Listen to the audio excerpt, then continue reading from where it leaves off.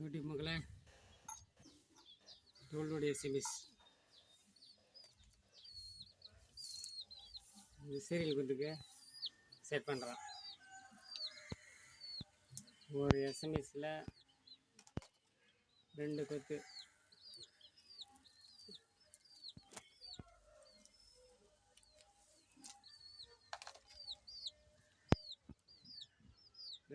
சேர்த்துக்கலாம். இந்த மாதிரி 2 கொத்து, இது ஒரு கொத்து, இது ஒரு கொத்து.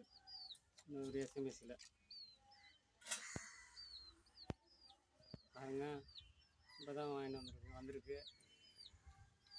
ரெடி